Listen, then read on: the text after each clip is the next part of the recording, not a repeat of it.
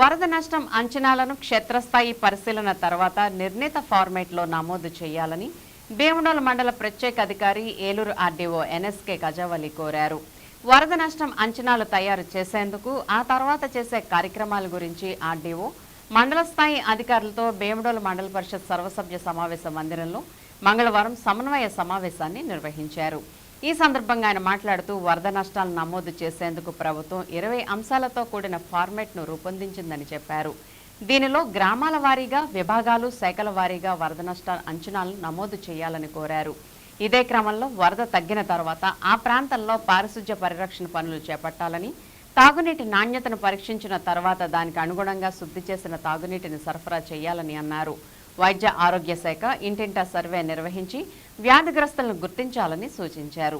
ఇదే క్రమంలో రేషన్ తీసుకొని వారికి రేషన్ అందజేయడం, అంగన్వాడీ కేంద్రాలకు కేటాయింపులను పంపిణీ చేయడం వంటి కార్యక్రమాలను చేపట్టాలని కోరారు. ఇళ్ల నష్టాలను లెక్క కట్టాలని అన్నారు. పశుసంవర్ధక శాఖ అవసరాల మేరకు పశువులకు పశుదాణా పంపిణీ చేసే కార్యక్రమాన్ని చేపట్టాలని చెప్పారు.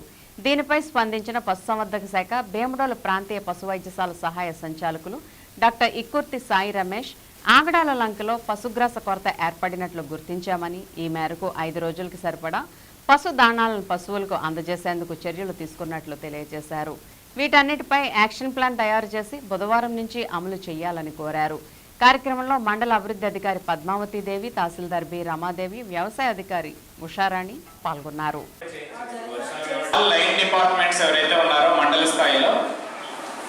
వాళ్ళందరికీ సంబంధించినటువంటి ఇన్ఫర్మేషన్, ముఖ్యంగా ఫ్లడ్ రిలేటెడ్ ఇన్ఫర్మేషన్ తీసుకోవాల్సిందిగా కోరడం జరిగింది.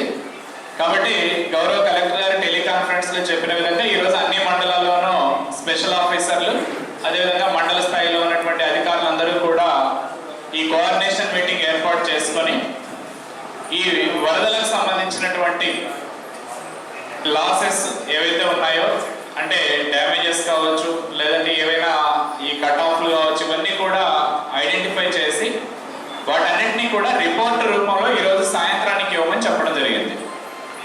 దానితో పాటుగా రెండవ అంశం ఏంటంటే, ఈ వాటర్ తగ్గినటువంటి ప్రాంతాలలో, అంటే వరద వచ్చి అంటే ఇల్లు కొంతవరకు వాటర్తో మునిగినటువంటి సందర్భాలు కొన్ని విలేజెస్లో ఉన్నాయి, మన మండలంలో తక్కువ.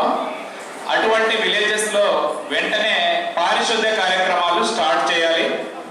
అదేవిధంగా డ్రింకింగ్ వాటర్కు సంబంధించి స్వచ్ఛమైన మంచినీటిని ప్రజలకు అందించడానికి మనం క్లోరినేషన్ ప్రక్రియ కావచ్చు, లేదా ఇతరత్ర ప్రక్రియలు ప్రారంభించి వెంటనే పరిశుభ్రమైనటువంటి నీటిని మనం అందించడానికి ఎటువంటి చర్యలు తీసుకోవాలి, ఇది సెకండ్ అంశం కింద చెప్పడం జరిగింది.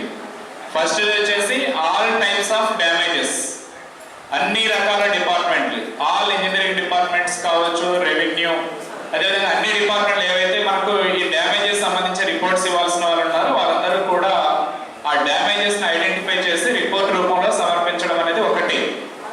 రెండవది, ఈ యొక్క మంచినీటిని మనం క్లోరినేషన్ చేసి పరిశుభ్రమైన మంచినీటిని ప్రజలకు అందించడానికి మనం ఎటువంటి చర్యలు తీసుకోవాలి అనేది ఒకటి.